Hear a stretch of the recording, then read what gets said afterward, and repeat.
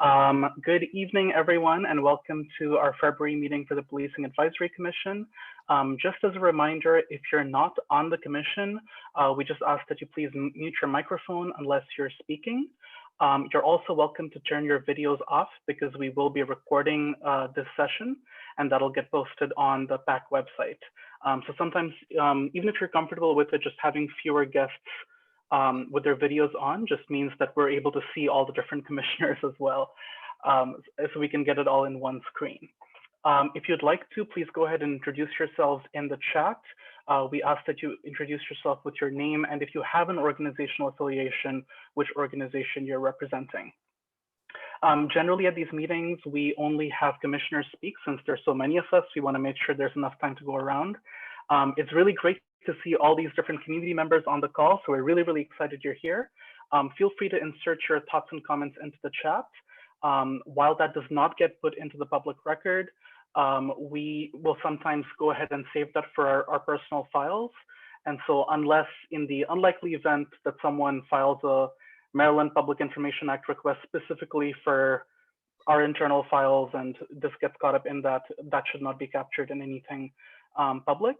But just wanted to let you all know that that is a very remote possibility. We have a pretty packed agenda tonight, so we're going to go ahead and get started. We are going to start with approving our minutes from the previous meetings. Thank you to those who've already sent over corrections and edits to our minutes from our regular January meeting and the special January meeting we had to talk about some pending legislation. Are there any further comments or additions to either of those minutes? And Carlos, if not, did you get my last? Yeah. Go ahead. Yeah. Did you get my last email to you regarding one piece of information missing? And you did? Okay. Specific statistics from the MCPD fact sheet? Right, that there were 270 complaints. Of those, 212 were actually investigated. Of those, 70 actually went to some kind of, well, at any rate, I didn't see it reflected in the correction. So, Oh, really? In the second copy that I sent this afternoon? Yeah, maybe. Okay.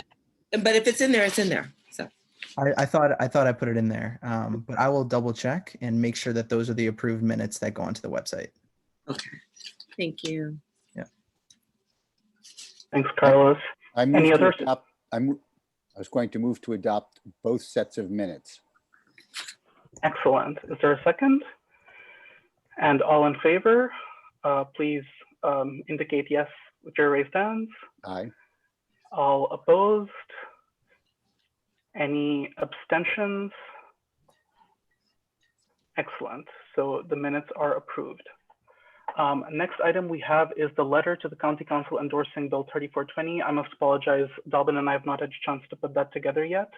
We'll make sure that we send it around to the commission before we share with the council. For those not aware, this is our letter on Bill 3420 on police disciplinary procedures. We had a discussion about it at our previous meeting, and there was a vote to adopt our subcommittee recommendations that we advise the council to adopt this piece of legislation. So we're just going to take a summary of that conversation and put it into a letter. Apologies that that's going to take a little bit longer than we'd expected. Next, go ahead, yes. So we're not voting on it though until the letter is submitted to us for approval, correct? That's correct, yeah. Perfect, thank you. Voting on the letter or? Right, the letter. The letter, okay. Yeah, we want to include that as a formality just to make sure that we're not saying anything completely out of the blue in what we send to the council. Next item is there is a new bill related to our issues that has been introduced in the council. That is Bill 721 on police and specifically on SROs. It's called Building Positive Law Enforcement Relationships Within Schools. So we want to acknowledge that that is there. We're going to be talking about a different SRO bill tonight, but we'd want to treat that separately and have that go through the same procedure as any other bill that we're considering. So Dalvin and I are planning to refer that to the Policing and Schools Subcommittee That's, sorry, one other correction. We're no longer calling it the SRO subcommittee. We're calling it the Policing and Schools subcommittee, just to give it a name that's more accurate with the scope of what it's going to be looking at. So we'd like to refer that to the Policing and Schools subcommittee. I see Robin's hand up. Yeah, just a quick question here. Has this bill been referred to us by the council? I No, don't think so. Carlos, has it? No, it has not. So I guess my point would be, I really don't want to spend all our commission time discussing every bill that gets entered into the county council. I'm okay under some pressure with considering bills that get referred to us. But I do not believe that we should be proactive in seeking out bills to comment on. And I think that we should look at the bill because it is a bill it is talking about a subject that we already have a bill in front of us to look at. So I think that it is important that we look at that bill. I guess I'm making a procedural point, really, which is that, you know, it is that I thought we had agreed that we were going to look at bills that had been referred to us, but that enough from me. Sure thing. I think the understanding is we are definitely looking at bills referred to us. In the cases of bills that are not referred to us directly but are around policing, that's when we will consider them and refer them on. I know Eric and Nadia had some thoughts on that as well. So Eric, do you want to go? I hesitate to disagree with Robin, but I think that as a general matter, bills that deal with the subject of policing, when they're introduced in council, we should anticipate that our opinion may be asked and that we should begin considering them. I recognize that there will not be all the legislation in the council, but I think that bills that deal specifically with policing or that related to bills that have been introduced already and referred to us, it's appropriate for us to look at them as well. Nadia? I'm just going to piggyback on what everybody said. I think it is important for us to look at bills when it comes to policing. I'm not saying to go through every single bill, but I think when it comes to this particular issue, we're talking about SROs as it is. So I think it is important for us to look at it. And one other possibility is that we refer to the subcommittee and the subcommittee says, this is not worth us sending a letter to the council. That can also be one recommendation that comes from the subcommittee. Caroline, did you want to add something? Okay. That's exactly what I was going to say. Thank you. Perfect. Excellent. So with that, let's go ahead and refer that to the Policing and Schools subcommittee. And if they come back and say, we've already said our piece when we made our comments on the other SRO bill, this does not need for us to go through this procedure again, that is one recommendation that they can return to us with. Excellent. Then let's move right into, on that note, into subcommittee updates. I know we're going to be hearing from both the Policing and Schools subcommittee and the Discretionary Policing subcommittee. So I want to give the other two subcommittees a chance for sure to give us updates. And I know Jen has some exciting news to share with all of us about some new initiatives. So I'll hand it over to Jen. Okay, thank you. It's really great to see I have 2 pages of people here tonight. It's really exciting to have community members actually taking part and listening and investing time. We did, if you remember last month, I had some help in the community to pull together like all the decision makers of all the departments pretty much that have a hand in the emergency response and to mental health crises in our county. And we had the meeting on the 28th or 29th, and almost everybody invited showed up, which made me very excited. Yeah, I was really happy to see, heads of behavior and mental health, DHHS, fire and EMS are taking an active role in this group, where we can just talk about ideas and progress on what's happening. What I had discovered is that a lot of people, like I would have conversations with all these different folks and be told, oh, well, that's already going on and that's already happening. And I would throw an idea. So it was really nice. People spoke pretty freely about what their organizations are doing and what they think would be best. I think it was a good step in a positive direction, and people want to meet again. So we will continue to have these conversations probably quarterly. Going forward, just for updates with other organizations. I did learn that there's a lot of things happening in the county already. There is, I got my fur in a bundle and last week about the restoration center. There is a proposed restoration center that's already moving along. I got a 52-page strategic plan about it, and there was nothing in it for IDD or autism. So I think I copied you all on the email that I wrote, because I'm very concerned about that part of the population being left out, and focusing. If we're gonna have a place for people to go when they're in crisis, I think people with autism and IDD and also have crises, along with folks that are, overdosing and having addiction problems. I think we need to serve the entire community. So I'm since that meeting, and since that email, I've gotten some responses that this voice will be heard now, because I stomped my feet loud enough, I guess, to the right people. So we will have a voice for that part of the population in talking about this restoration center. There's also other things in the works, like there's apparently a building already that's been identified for this. With money and funding and all of that, though, everything's pretty much stopped. So there's time to talk. So I think, that's really my only big update. It was very exciting. We're setting up a whole Teams group just for that collaborative group, and hopefully getting the whole county to work together on this so no one is left out. So that was Jen, exciting. do you want to share a little bit about what's happening with Cahoots?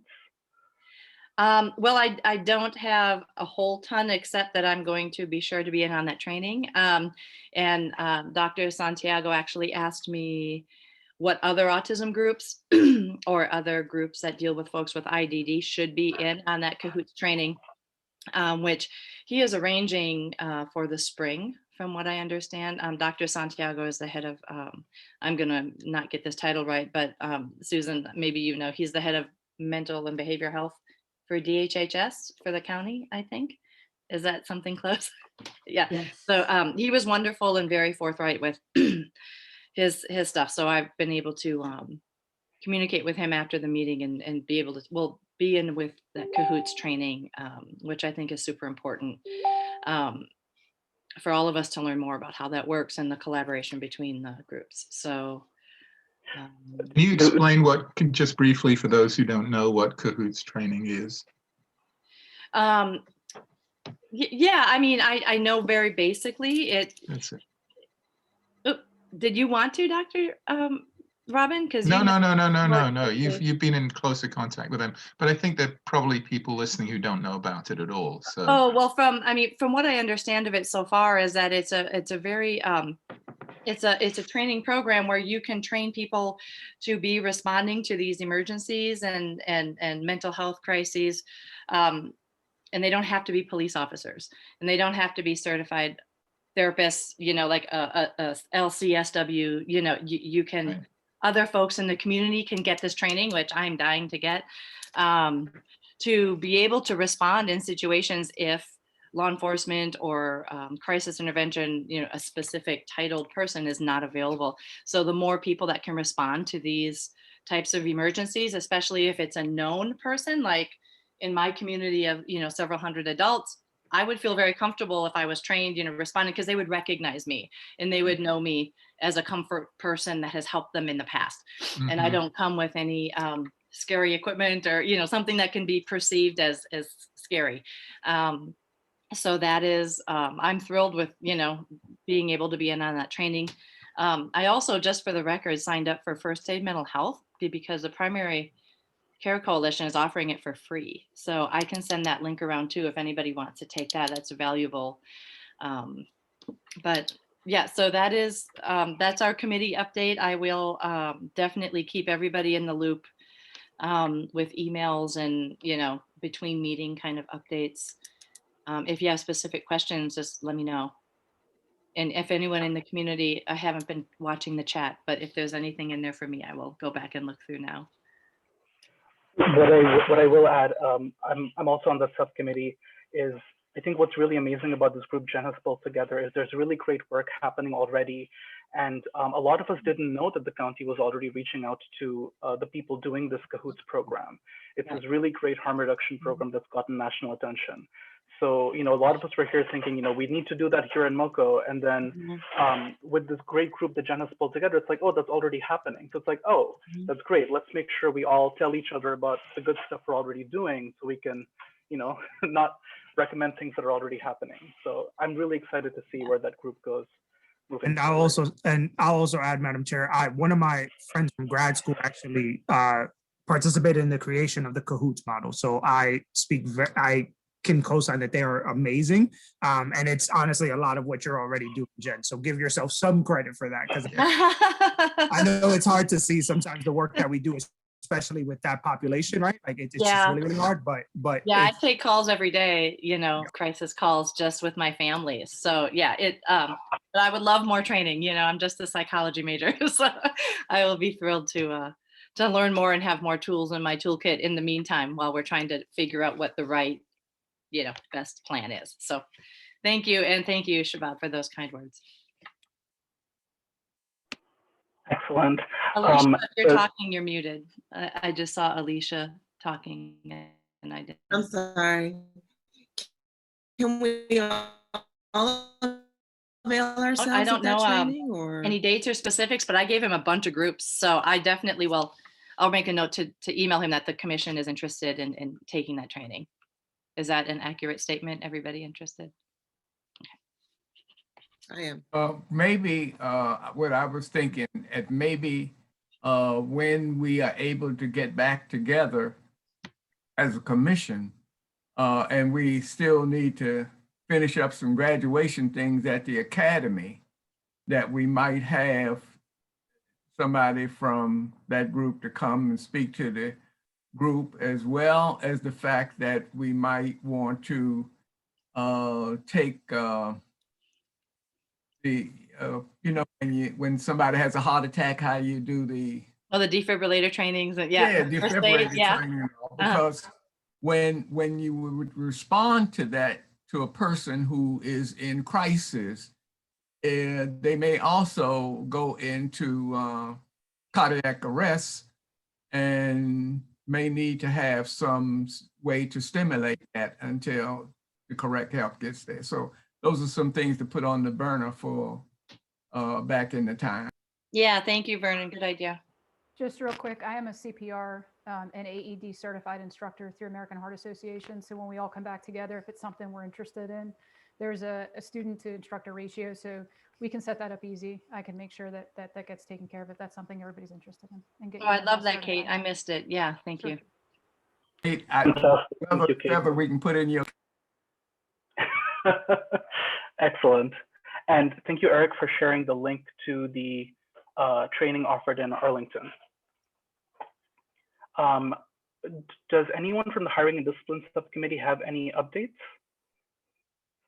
We don't necessarily have any big updates. We will be meeting this Friday with the YPP, that's Young People for Progress, if y'all are not familiar with who they are, and we'll be talking about Leobor and how that affects their members.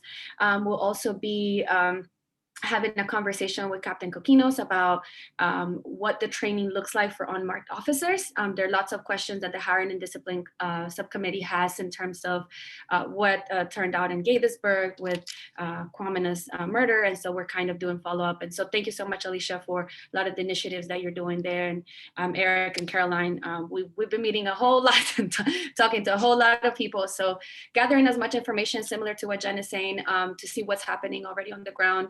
Hearing back from the community. That's why it took us so long to respond on the bill that we had. We're very thorough when it comes to our responsibility in the sense of representing the voices that are in the county. But that's where we're at. Excellent. And Nadia, is that our second Friday is now your regular meeting time? That is correct. Second Fridays at 5:15. We accommodated for Captain Coquinos, obviously, because he has a tougher schedule. If y'all are obviously welcome to join. I know we have some conversation around who can be part of those subcommittee meetings and stuff, but we'll be meeting with him on the 22nd, if I'm not mistaken. Right. Excellent. And Robin, did you have a question? No, I was just waving to Cherry, who just showed up. Excellent. No, I was and on then- the phone before, but I just got on the computer. Okay, I So, couldn't see you. Thank you. Welcome. And Jen, very quickly, do you have the regular meeting time for the Emergency Response Subcommittee? First Tuesdays, I believe. Yeah, first Tuesdays of the month. So then the next one will be March. Look at an old-fashioned calendar. It'll be March And 2nd. is that 5 or 6 p.m.? Oh to boy, remember? now you're asking too much. It was It's either 5 5 or p.m. 6. We can. Okay, now I need this calendar. Please We hold. said 5 p.m. I think we said 5, so it's more like a Thank work you, day, not Vernon. like a nighttime thing. Yeah. Vernon keeping us on track. Yeah, Jen, can you make sure you send out a notice to me on that? I will send it via carrier pigeon. Yes, I will. Thank you. 5 p.m. Yes. And we'll make sure we publish all of these on our site so that any community members who are interested in, collaborating with any specific subcommittees, they have the information that they need. Great. So let us move directly into the next agenda items, and then the specific subcommittees that are dealing with that can use that time to give us any other updates. So first of all, we have the Policing and Schools Subcommittee. We are looking at Bill 4620, which would prohibit SROs from being in schools. Just as a recap of what we've done so far, the SRO subcommittee met with a whole bunch of different stakeholders. They met with students, teachers, other community members, and prepared a statement that's available on our website. Their recommendation was that we vote against the bill for a whole host of reasons that I'm not going to be able to summarize. No. For the bill. Oh, For the for bill. the bill. For the bill. Sorry, for the bill. Thank you. That we vote for the bill for a whole host of reasons that I'm not going to summarize right now. We've also been sharing testimony from different community stakeholders, things that have been quoted in the media. We've looked at the results of similar policy initiatives in other areas. And thanks to Robin for sharing that study in Toronto, looking at the removal of SROs from their school system. We also, based on our new review process that we voted upon at the last meeting, we are not going to be voting and recommending anything about a bill until there's been a public hearing. And there has been a public hearing on this bill last week. And that was a really great opportunity to hear from a lot of different community members with their opinions on the bill. So the full commission had a brief opportunity to discuss this at our meeting last month, at our special meeting. And tonight we're going to discuss that a little bit further. I'd love to use this time to hear from different members of the commission to share either how they're feeling about the bill based off of all the evidence and testimony we've looked at so far. And we will then vote on it in about half an hour. So maybe let's start with Jasmine, who is the chair of the Policing and Schools Subcommittee, and then I'll go ahead and start a stack of folks. Caroline, I see your hand, and then anyone else who wants to speak after that. So Jasmine, if you want to get us started off. Sure. So in the public hearing on Thursday, I think we heard a lot of testimony from students and parents and educators and other community members that I think, if anyone didn't get a chance to see that, I would really, hope that you guys would all look at it. I know all the testimonies posted on the council's website. So I think a lot of the testimony was very moving, especially for me, and very important in creating like a well-rounded understanding of such a complex issue. But yeah, I've spoken to, and we met with YPP recently and as well, and just have been hearing so much student support for this bill. So I would hope that you would all, take that into heavy consideration. And yeah.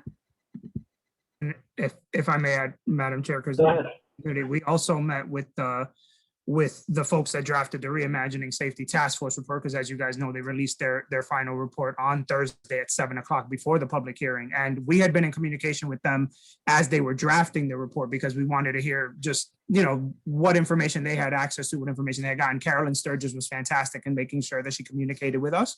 But then we sat down and read this 87-page monster of a report.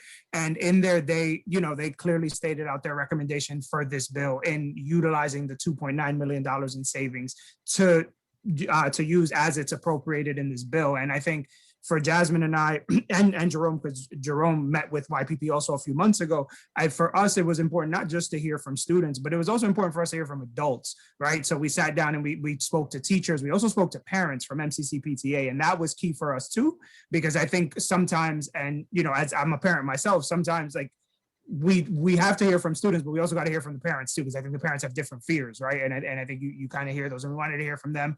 And so looping all of that together, we feel very comfortable in our recommendation to support the bill and the appropriations in it. Thank you, Talbot, and thank you for bringing up the point about the Reimagining Public Safety Task Force. Caroline? Yeah, I wanted to say that I think, first of all, the subcommittee's done great work on developing the recommendation. I also think the other materials that people have shared have been very informative for me, as well as the task force and the Prince George's task force as well, which shows that there's a really unanimity of opinion. Well, I shouldn't say that. They're clearly not a unanimity of opinion, but there's a strong consensus among many that this could be done a better way, that other types of interventions, having the resources directed towards mental health counselors and others, not having the law enforcement presence in the schools, which often seems to trigger excessive arrests and interactions that are negative. Just lead me to say, and I'm sorry I couldn't be at the last meeting. I know I sent emails about what my positions on the bills were, but we don't have proxy voting. So I did want to register my strong continued belief that we should support this bill. Thanks. Did anybody have a chance to, well, the bill in the state has not been heard yet, right? So, and that bill would supersede anything, I believe, that would come before our group, you know, before the council. I listened to the hearing the other night. To me, it was kind of stacked. Not saying that the people who were testifying didn't have their ability or their reason to be in the support of the bill. But I still am not convinced that the problem is the resource officers in Montgomery County. Now, I'm not saying that in other jurisdictions, there have not been some concerns and problems, and there may have been some in Montgomery County. But I still think that more needs to be looked at. And this bill that is out of the other bill coming out of the council needs to be considered also. Thanks, Vernon. Robin, you had your hand up? Yeah, I wanted to say a few things. When this discussion started, I was not necessarily in favor of removing the SROs. I think the subcommittee has done tremendous work in explaining these ideas and in showing that there are strong reasons to support it. I would say that this is that the sort of train is rolling down this hill in part because the police department has not really made a case for SROs. There has been no, as far as I know, no outreach from the police department to explain what changes it might be interested in making in order to address complaints about SROs. There's been, it's as though the existing program is all there is, and it's the only way forward. And I think that's a failing. I think, and the second part of that is the only real data available on SRO activities shows really serious disparate impacts, really serious, far more than one could conceivably imagine. I have seen no statement from the police department explaining why they see that, why we're seeing these patterns. I've seen nothing from the police department addressing these disparities and explaining how they plan to move forward with their training in a different way, or really, there's been no response. And the other thing is that there's really no, aside from the arrest data, as far as I know, we have seen no data about SRO activities in schools, right? We have heard stories. We've heard stories that have, and videos that have sort of demonstrated the positive side of SROs from the police perspective, and they're positive, they're very good. But there's nothing there that really tracks what SROs are actually doing in the schools except arresting people. And one final point, I would say, I was initially strongly influenced by the 25 school principals who opposed this bill. And I thought, well, one has to take that into account. One has to listen. But it's also true that for principals, SROs are a pretty easy out. And I've heard from some young people that this is an easy way to push off responsibilities onto the police department that perhaps really shouldn't. So in light of all that, I'm going to support the recommendation of the subcommittee. Thanks, Robin. Nadia, I saw your hand next. Yeah, I think it's pretty clear. I think to the community members who have the chance to look at our conversation from our last meeting, can clearly see the conversation that has gone around. I think it's very mirrors the county. One of the things that I think even Sergeant Brewer agreed to is it's not the role of SROs to do a lot of these things that they're doing in schools, right? I want us to be very mindful, because this other bill that's coming down, that's going to be kind of counteracting what we're trying to do with this particular bill. I want to be very clear, right? We want to see what the push is of why these bills were introduced at this point, if anybody understands what I mean. Further, I'm very concerned we're waiting for the state, when we've been told time and time again at this same commission that we shouldn't concern ourselves with what the state is doing because we're working on the county.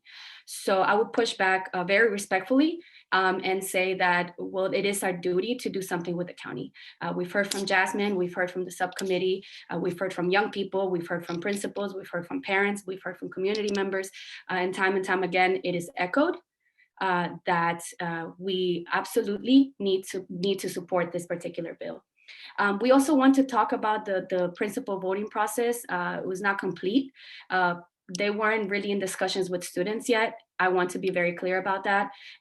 We know that some admins and principals are opposed to SROs as well individually. So I think we want to keep those folks in mind.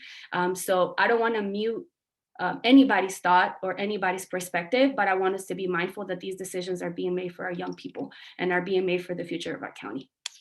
So I am in high support in favor of this bill. Thanks, Nadia. Erica, you were next. Thank you, Madam Chair. So the goal of having school resource officers is to protect students, and then also to create a perception that students are safe. That there's both a real effort to measure safety in a school, and then there is also the argument that there's a perception that schools will feel safer if officers are present. And a third is that the presence of the officers improves police community relationships. what happens then is it is assumed that the police officer's presence accomplishes these things. And unfortunately, there seems to be little quality evidence that these are established. It might be a little harsh to call this security theater, but it's somewhat like some of the other kinds of security theater we saw after 9/11. In this case, after the tragedies in the schools, where there are shootings in schools. And the assumption is, well, if we have armed men come to schools and shoot, we need armed men in schools to shoot back. But I don't think that we've seen clear evidence that the roles that need to be, that the ultimate safety that we're concerned about is accomplished by having uniformed and armed police officers on patrol in the schools. And this has to be balanced against the feeling that many students have of fear by the presence, those who have been injured or who are have experiences with violence, the re-traumatization that the presence of armed people in the schools have. And so I am in favor of the bill and will be voting in favor of the bill. Thank you so much, Eric. Jen, you were up next. I just, I'm still very torn on this, honestly. I think that there's no easy answer. There's no black and there's no white. This needs to be some type of a, coming together, collaboration. I don't have the total answer, but I'm not a person of absolutes. My life lives in the gray. And I don't think it's an all or nothing situation. I just want to be on the record saying that. I understand the traumatic stress. I understand the re-triggering. I mean, more than you all know, my life is based on triggers. Raising a child, in crisis most of the time, who also happens to be brown. I'm very cognizant of all of the issues on this. I just want to be considering the other bill, the other alternative of this. I think that there is room to grow. And I have seen statistics on the SRO arrests, from the Montgomery County Public Schools, from other law enforcement friends. I mean, I've seen numbers, and they're not, there has to be a big difference between paper arrests and physical hands-on arrests. There's a big difference between those two, and that, like someone said, that principals are, the school is calling for this. There's not like armed guards walking up and down the hall looking for troublemakers. That's not their role. And I think that that's a misperception for a lot of people. I think I just wanted really to be on the record saying that we need to look at all sides of this bill, and I think reconsider 721 before we totally make a decision. As a no, so that's all. I just wanted to have that said. Thank you so much, Jen. Eric, did you have a response to that? You're muted. Thank you, Madam Chair. I hesitate to speak again before everybody's had a chance to speak. I want to stress that I don't think that the disparate arrest data is a strong argument against SROs, because the data doesn't show enough about where these arrests have taken place, who's been arrested, under what circumstances. I don't think that the arrest data is a strong argument. I think that the argument against SROs lies in the fear and the trauma and the lack of the proof that they're valuable. I have often seen their racially disparate data presented with a kind of conclusion without an analysis. I think there's no question that there are countless instances where there is racially disparate outcomes in policing, in disciplinary policies, and so on. What I hesitate to do is then to justify inadequate data and hold that up as an argument, because I don't think the data we've seen here indicts the SROs. It's not good data, but I don't think it indicts the SRO program. That's what I want to stress on this. Thank you. guess I would say that it indicts but does not convict. Thank you. Justice, I'd love to hear from you before we go back to Jen, if she has a response to Justice. Go ahead. Eric, I would say I think that you've kind of encapsulated kind of my concerns, is that I think that there are two sides to this, and my concern broadly is that we, and Jen, you said it, we live in a black and white, and we say no, versus is there a way that something can change, which would be my preference. I worry about setting precedent where, because I feel something is wrong or I don't like the idea of it, that I think it should be eliminated. I want to be careful with that and exercising an opinion that might be viewed in that way. I have a view that I don't think SRO should be in school, but I also have a view that I like to make very clear data-driven decisions. And my concern with the data is that we are seeing some data, not all data. We don't have to collect all data either. And that's another piece of the puzzle that is concerning to me, where, again, I work in technology, so you have to excuse me. There's no daily logs. I don't know what you've done every day. I don't know the percentage of what days you did arrest on. Was there something else correlated? There are other questions that I have before I say what someone has done before is wrong. Now, I'm not telling you it's right, but it is my concern that I just like to look at all of the different perspectives, and knowing that there's another bill, it does give me pause just to understand, not to pass judgment, but just to understand. I recognize that our role here is that we have to kind of do what we think is right. And just from my perspective, I just want to make sure that we have all considerations, because just as you said, there are principals who support, there's some parents who support, but you're also going to, if you want to build a case, you will build a case in a certain way. And I don't think we should throw the baby out with the bathwater. Thank you. Nadia? Yeah, I think I'm going to be frank with you all, and I think I've been very honest through this process. Sure, we don't want to do black and white. Sure, we want to live in gray, but what we're living in at this time and the data that I've seen of the arrests, particularly in predominantly white neighborhoods like Chevy Chase High School, mirror the arrests of those communities. So what that tells me is that what's happening in the school with the presence of police officers is mirroring what's happening in the community outside.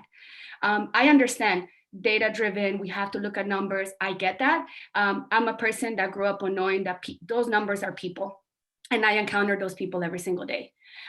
That's students. I mean, I don't share this enough. I've been working with youth for 15 years. And I've worked with them from New Orleans to Virginia to Texas to Maryland, and it mirrors every single place.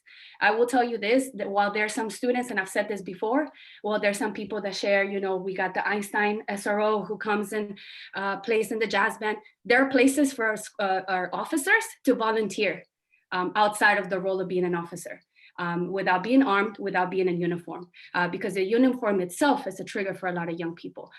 Jasmine said it beautifully last time in their statement. I think she said it, I speak on behalf of the youth in our community, and those are the folks that are going to be affected. So while I can see and I can hear that everybody wants to be balanced, I want us to be very critical, because we're at a point in time that changes have to be made, not just here in Montgomery County. And I'm quite frankly tired of hearing that Montgomery County is the exception. We're not. Kwame happened. It happened 2 weeks ago, 3 weeks ago. We're not an exception. We don't live in an oasis. It is not perfect here. I'm not saying that we have all these horrendous things happening in the county, but that's the reality of our community. That's the reality that I've lived in Wheaton, that's being heavily gentrified.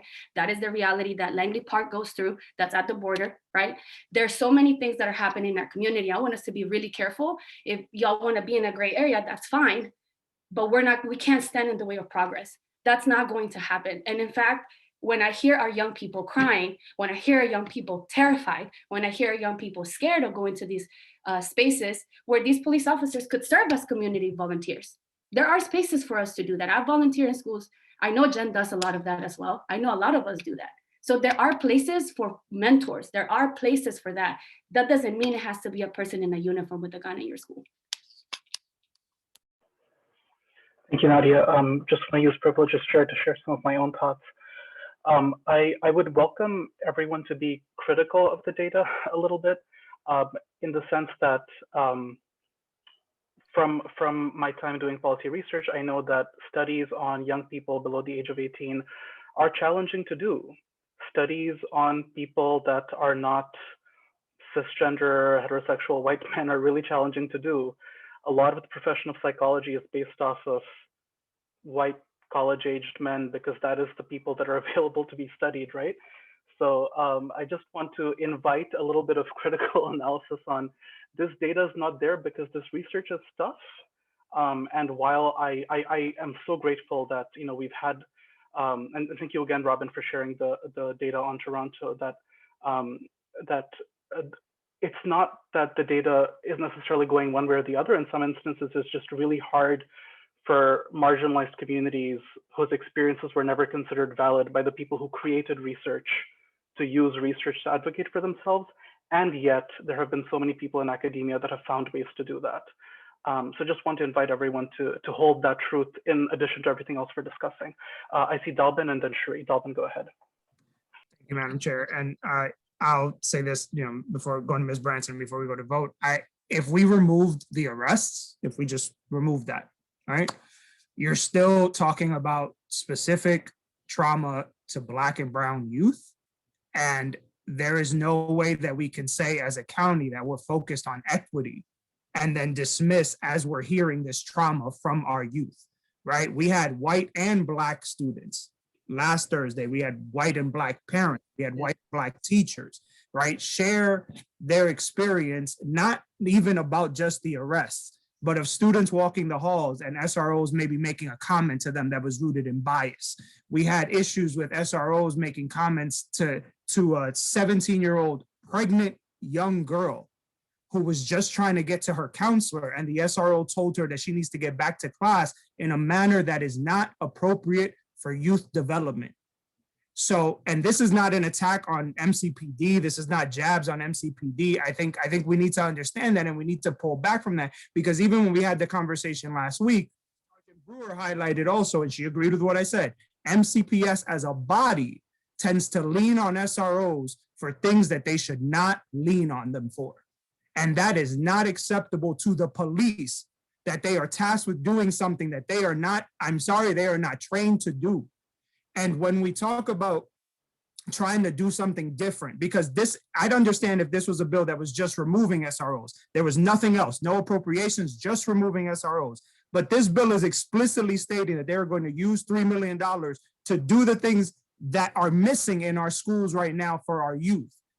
So I'm going to be very frank. Jasmine and I looked at the bill when it was referred to us last week. We are not recommending to support that bill, because that bill runs counter to this bill. It runs counter, and it is an inadequate bill. It is an inadequate bill because it still leaves the power of assigning SROs to the people that are misusing that power right now. And it is on us to do the right thing for these kids.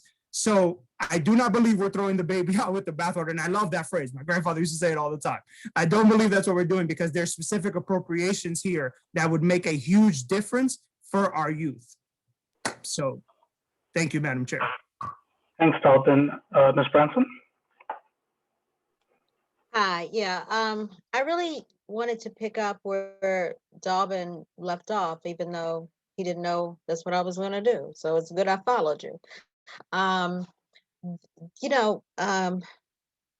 think we need to get back to the purpose of why our children are in school, right? Our children are in school to be educated, to be socialized, to be helped in their development as human beings in this world. I'm not sure, I'm really not sure that having a law enforcement presence aids that development. I'm gonna be really honest, probably too honest. I probably spent more time in the principal's office in high school than anybody could ever imagine. Sister principal of my school, Sister Marcella, looked at me one day and she said, "You have really good grades. Why do you do the things you do?" And I said, sister, I don't know. She said, well, stop it. I mean, so, you know, and I did. She found some other things for me to do, you know, and they kept me busy like 24/7. I say all that to say that we have to stop treating children with issues as though they are children with problems. They're not children with problems. They're children who have not figured out and do not have the people in your lives to help them figure out the direction they need to go in and how they need to prosper and grow as human beings. I am very encouraged by the fact that this bill has the counseling and the other supports. And frankly, it's still not enough, but it's something. And it's a really good place to start. I'm going to support the position that we've taken on this bill, which is to oppose it. And I'm going to do that because, you know what I understand? I understand that if we pull SROs out, if in a year or so it looks like, oh my gosh, that was a huge mistake, we can always put them back. You know, that, but somehow I think that if we pull them out and if we put in the appropriate resources to help these children, and I don't care how big and bad they may be, they are still children. And so yeah, I think we cannot we cannot separate ourselves from the core mission of education. It is not to control behavior. It is to develop human beings. And I would have to side with any effort that helps to develop human beings. So that's where I'm at. Thank you very much. I just like to say that when we talk about trauma to our young people, we just lost a young African-American male to trauma yesterday. And he got blown away. Is that not trauma? Is that not what will make other kids have trauma? They're bringing psychologists into the school to meet with this, or into the process to meet with kids who were his classmates in the school. When we have a 14 and a 15-year-old out of whatever jurisdiction they were from, who hijacked people, knocked people in the face, beat them with a gun, and that's trauma to the whole community. And so I'm concerned that we have labeled the resource officers as the concern and the problems. We have a lot of social problems out there that need to be, and I support the fact that we need to have psychiatrists and everybody who can get into the community and get this thing straightened out. But I just don't think that taking the SROs out of the school, bring the other people in, retrain, make sure that the training and the understanding between the sociology people and the psychiatrists and all of those and the SROs are there. But but to take them out and then go and run back again, I just don't see that as working.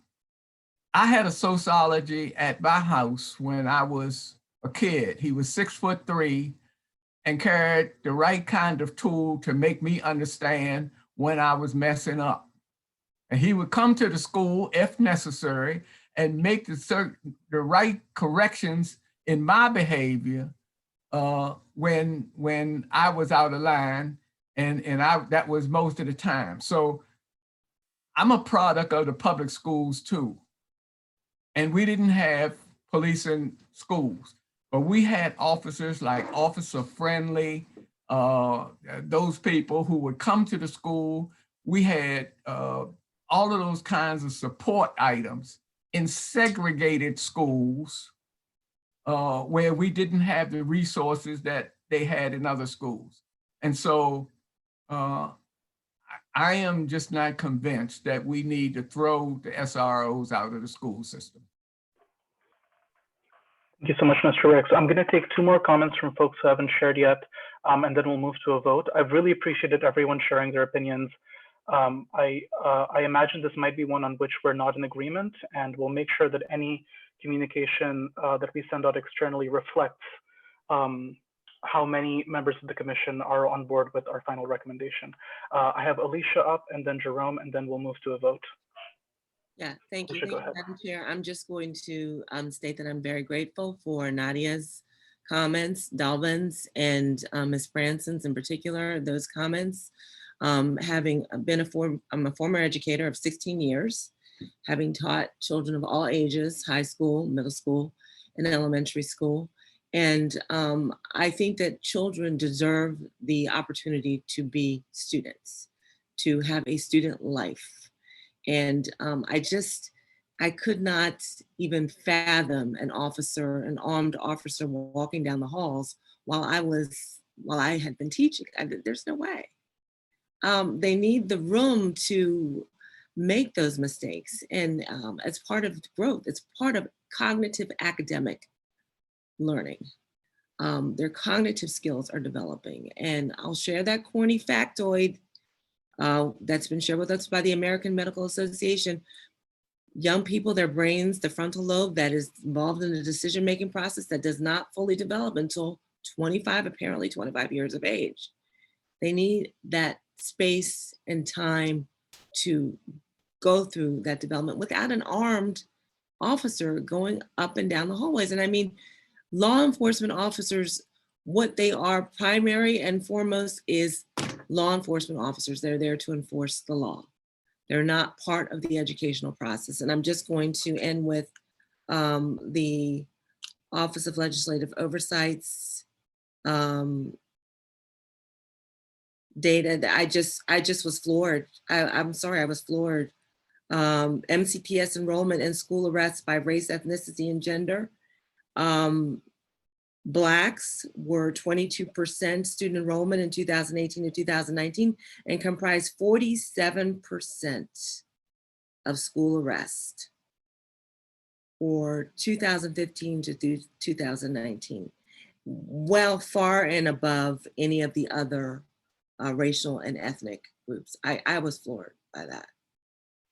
They deserve not to be re-traumatized. I've heard the re-traumatization of what they're already experiencing watching TV as they walk into a store and they're racially profiled, as they are, as they see other of their friends getting mistreated by police officers. It's not fair.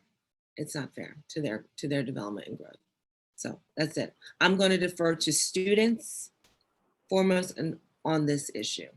And I think we've heard overwhelmingly that they are against SROs in the school. Thank you so much, Alicia. Jerome, you've got the last comment, and then we'll move to a vote. Thanks, Madam Chair. This has been a really rough week. A former student of mine was the victim of gun violence and lost his life.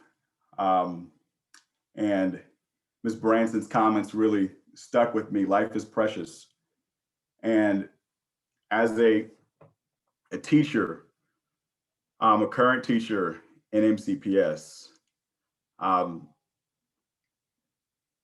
you see students. You're always, I can't separate myself from their experiences. And overall, it comes to what's in the best interest of my students.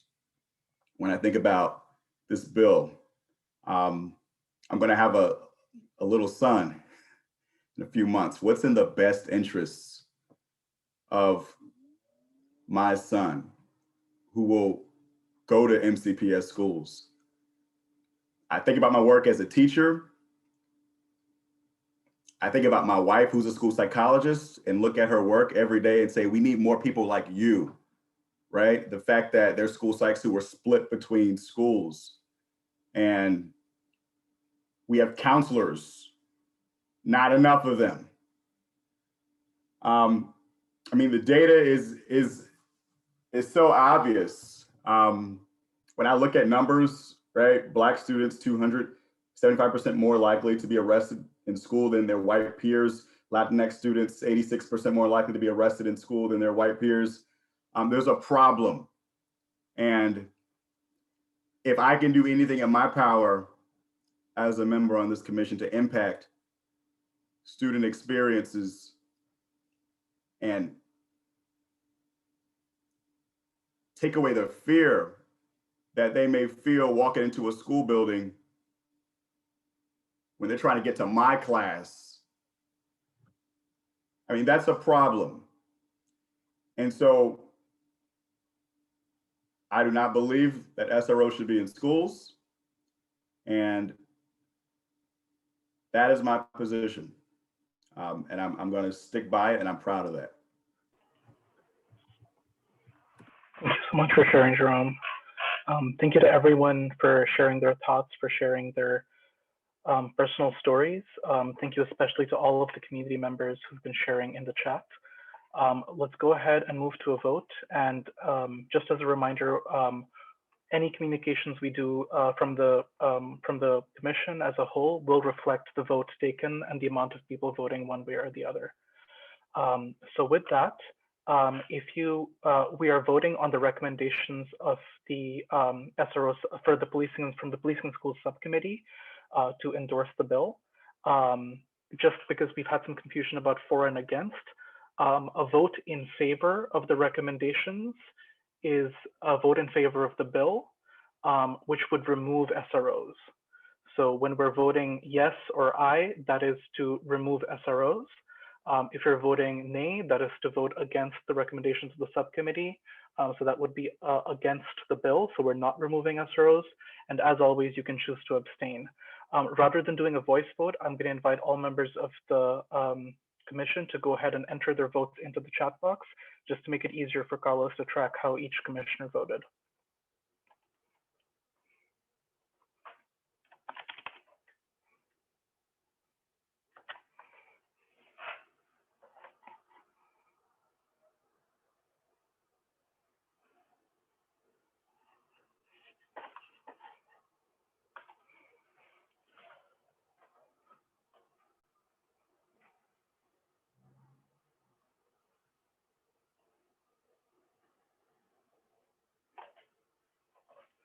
I believe that's everyone. Carlos, did I miss anyone? I believe by my count, that's a vote of 11 in favor and 2 against. Is that correct? Yes, that is correct. Excellent. Thank you all for a very difficult conversation and a very informed conversation. We will go ahead and draft a letter informing the council of the recommendation of the commission that we are recommending that they vote yes on the bill to remove SROs from schools. And we will make sure that they understand that there were 2 members of our commission that voted against it in that letter. With that, let us move. Oh, go ahead, Justice. Can I just ask a question? You did say at the beginning of this that you were going to still recommend the other bill to that subcommittee. Is that still going to happen? Again, I recognize that 2 members have read it. I have not yet, to be fair. I just want to, are we going to at least review that as or is it going to just stay within the subcommittee? Just a procedural question. You mean the other bill also on SROs? Correct. The other bill that you said that we should also look at. I have not read that bill, so that's why I'm asking the question, just to do my research. Sure thing. So what's going to happen right now is we've referred it to the Policing and Schools Subcommittee. They're going to take a look at it. They might come back and say, this is not something that the commission should spend time debating. And if that's a recommendation, that'll be that. If you or any other commissioners have thoughts on that specific bill, feel free to take the time between now and our March meeting to send your comments directly to the subcommittee members themselves. Jasmine's the chair, so you can just email Jasmine, and Jasmine will make sure to share it with everyone else on the subcommittee, which right now is just Delvin. Because there's no quorum requirements, if it's just you and subcommittee members, you can just go ahead and email everyone there. So that should be fine. But why would we even send it to a committee for consideration when it would be in opposition to the vote we just took, that you just took? I mean, that would look difficult to me coming out of the commission, that we, if anything else, but this position you just took. For sure, and the subcommittee can come back and say that we shouldn't look at it at all, or they could say that we should vote against the bill. But just for the matter of procedure, I want to make sure that that's not a decision we make right now, having with a lot of commissioners who haven't had a chance to even read the bill. So I want to make sure that the subcommittee has a chance to look at it, and that all of us have a chance to look at the bill text itself between now and the next meeting. You're not necessarily wrong, Mr. Ricks, but just we want to make sure everyone has a chance to arrive at that same opinion if that is where they land. So let's move right on to the next bill. Caroline, I see your hand. Go ahead. I was just wondering whether we really have sufficient time to, I don't know how fulsome the discussion is going to be. I actually can't really stay much longer. I really can't exceed our time because of a very busy day tomorrow, which some of my colleagues are aware of, but I can't. So I just wanted to say, if it is, I wanted to register that I was in favor of the recommendation of the subcommittee. But I wasn't sure. It didn't seem like this one required the same amount of discussion, but I want to make sure that I registered that, and then also just say if we need more discussion, then we should probably schedule it for a different meeting because we do only have 15 minutes left. Certainly, I'm aware that we have a proposed amendment from the subcommittee, so that might take a little bit of time, but we'll make sure to make a record of the fact that you are in favor of the recommendations we've seen thus far. And I saw the recommendation and I support that as well. Perfect, that's excellent as well. So Robin, I know that you were the one that had sent the email with the proposed amendment. So if you want to go ahead and talk us through the amendment, and then anyone else from your subcommittee that also wants to speak about it. Just so everyone knows, we are now talking about Bill 4520 on community policing data. Yeah. So in general, we didn't think that the draft bill was particularly controversial. It calls for improvement in data in a variety of ways, and we support some recommendations to expand that bill into two areas.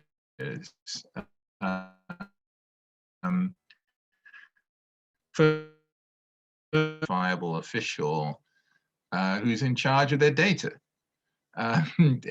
especially on the open data portal. Other agencies have assigned a person, you can call them, you can portal if they have it. MCPD doesn't do that, and this would require them not only to assign somebody, but to make their job description one that requires response to the public as well as insiders, and to publish their information on both the open data portal and on the MCPD website. So that's one thing. We need somebody to talk to. And the second was some recommendations related to the publication of IAD data. There is a white paper attached to our recommendation which explains in detail why the current data collection and reporting system is in our view inadequate. And we wanted to draw the attention of the council to this. The purpose of IAD the fundamental purpose of IAD is to enhance community trust, that when things go wrong in the police department, they will be taken care of appropriately. That's what IAD is for. It's not there just as an inside game to discipline officers so that other officers are happy with that.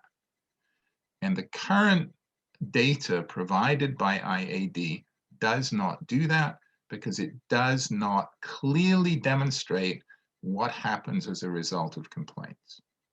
You cannot tell from the data what the outcome of the complaints have been. As an aside, I shared this white paper with the police department about 2 years ago and have never heard back. The reality is that the police must do a better job of reporting out what has happened as a result of disciplinary processes. We know that LIBOR does not permit discussion of individual cases. However, it does permit discussion of aggregate data and of aggregated data by different segment. We need to know what happens in cases in different divisions. We need to know what happened based on who the complainant was. And there are a lot of different variables that really IAD just needs to provide. And the white paper provides some detailed recommendations for improving their data reporting system. So that's the story. If they want our trust, they have to report it better. Thank you so much, Robin. Sheree, I see your hand up. Actually, my hand wasn't up, but I always have something to say. So, you know, we made 2 recommendations. The first recommendation is for there to be a notation on the website of the police department of who to contact with data requests. There's nothing unusual about that. As a matter of fact, you know, every department in Montgomery County under state law has to have someone noted that can be contacted with MPIA requests. So that recommendation is really just modeled after what currently exists. The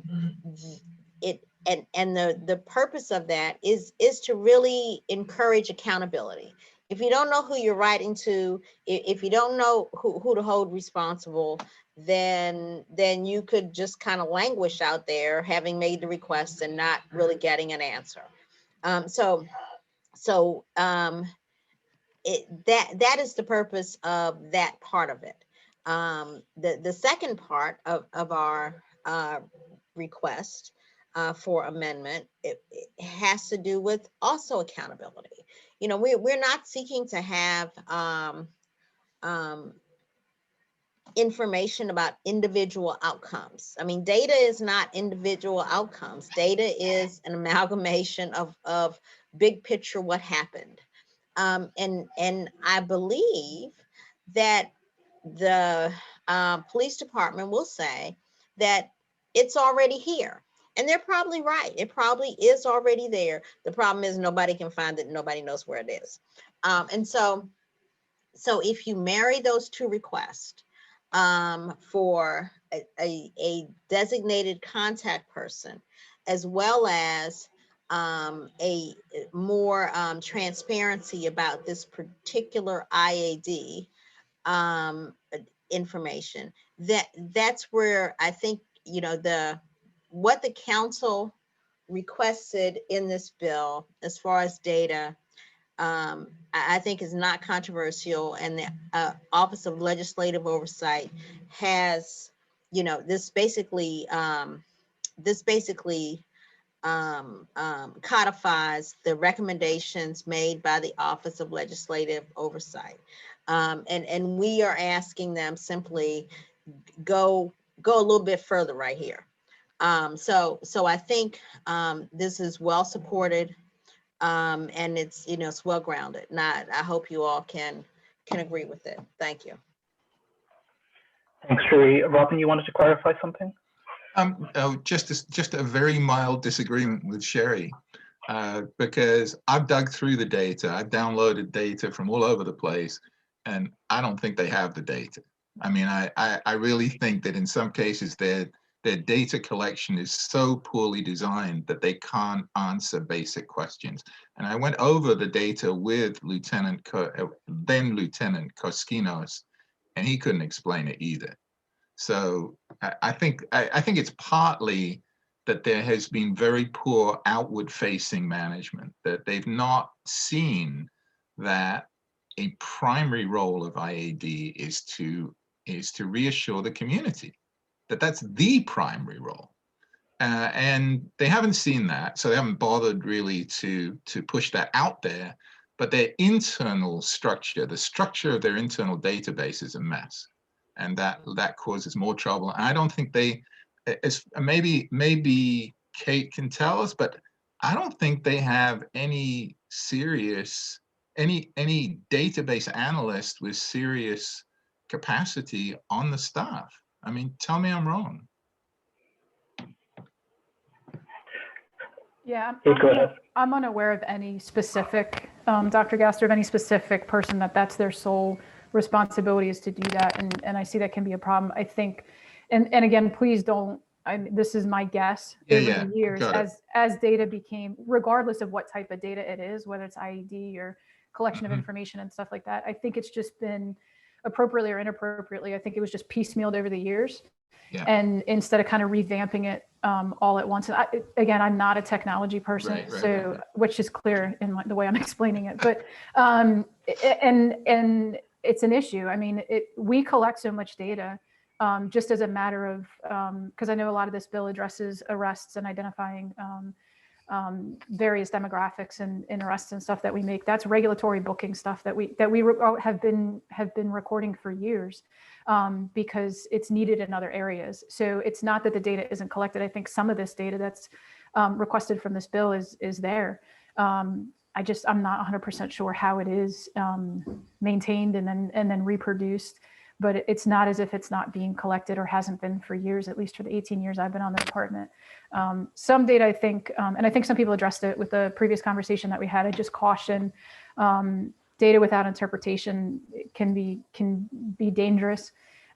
Specifically, and I apologize, I have not read the bill in its entirety yet. I'm taking a course and it's consumed a lot of me lately. And I will, I'll read it. But I think one of them was, if I'm not mistaken, to collect information on stop and frisks, if that was correct. I think it's a Supreme Court standard, which I provided the court case several months ago. I think it's Terry v. Ohio. And I think it's important to look at how we got to that specific situation. A majority of the time, there's a victim or a witness giving us a lookout for an individual, and that's typically what brings us to that potential stop and frisk situation. So if you just look at the data and say, well, in this area it happens the most, or in this area, you have to look at a victim too. I think victim information is also important from a standpoint of properly interpreting the data, but also from a standpoint of a community outreach. I think if I'm not mistaken, Nadia made the comment that it's not data, they're people. And I think it's important on both ends. You have to look at these numbers, at least in the bill, because it really encompasses a lot of stuff. We can't disregard the victims. And I think that's important. And I don't know if it fits in this bill, and I'm not saying it does, but I think it's important from a community outreach standpoint and from what communities need to be served. There has to be some recognition of the victims too. Absolutely. Thank you, Kate. I want to recognize that what we've heard from the subcommittee is this is likely not to be a super controversial bill. So maybe we'll move to a vote right after the comments from folks that have raised their hands. So we'll hear from Dalvin and then Eric, and then we'll move into a vote. So hopefully we can get this started tonight. Dalvin, go ahead. Yeah, my comment is quick. First, to just thank the subcommittee for all their work, including Robin's email right before. And I will say that when we did the Citizens Academy and Captain Koskinos was there, he did highlight an issue that MCPD has identified with the database that they use, but he also said that it takes like 4 years for them to get like RFPs for the system. And so I think that even the work that Sherry and this subcommittee did helps to move that forward, because I think it does. I think we need to help them along with identifying a better database, which I think, to Kate's point, I mean, it's possible this information is there, although I tend to lean towards what Dr. Gasser said. I don't think it is, but I think we need to help them craft a system that'll help them track the data better, because it does seem to be some issues with trust in the community around the data that's available. Thanks, Todd. And Eric, go ahead.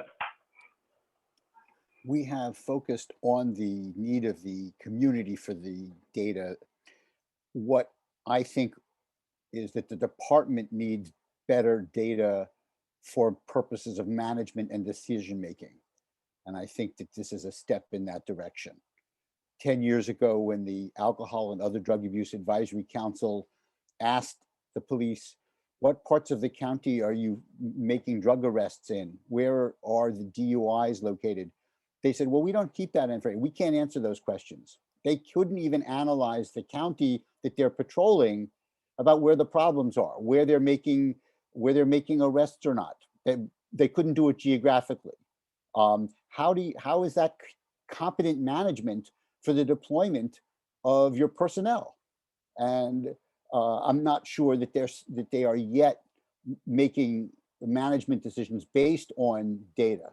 And the fact that, and the fact that they're not able to provide it to the public reveals that they're not keeping this information in an effective way. So I think this is an important bill. It's a step in the right direction. I'm going to vote for it. Thanks, Eric. Robin? Just one last comment. I thinking what Eric just said just made me think, you know, we have an organization of more than 1,000 sworn officers, a bunch of additional civilians, a huge array of different activities that need to be tracked and managed. We don't have a CIO. As far as I understand it, we don't have a CIO. That's nuts. You have to have somebody who's in charge of the flow of information. Otherwise, it won't happen. And that's exactly what we got. So it might be, that at some later date, or when we're talking about budget or something like that, we might seriously want to revisit this and say, look, you can't be amateurs at this game. You have to have a CIO. Here's hoping that the recommendation, the amendment from your subcommittee takes us towards that. I also want to highlight what Susan noted in the chat, that there's a public safety committee work session on staffing on the 25th at 9:30 a.m. And staffing for data needs will be one of the priorities for the budget going into the fiscal year 22. So let's go ahead and take a vote on the recommendations from the subcommittee. As a reminder, a vote of yes will be in favor of the bill and in favor of the amendment that was outlined by Robin and Cherie, which is to ensure that some of these processes we're discussing will be better. So go ahead and put your votes in the chat. Once again, yes, no, and abstain are all options.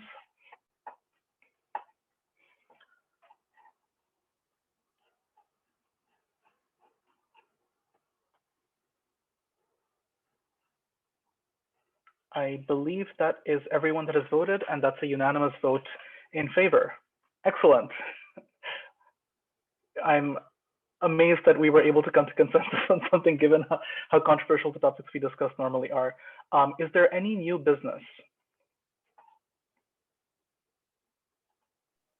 And if not, that's great. Thank you all. Oh, go ahead, Eric. Thank you, Madam Chair.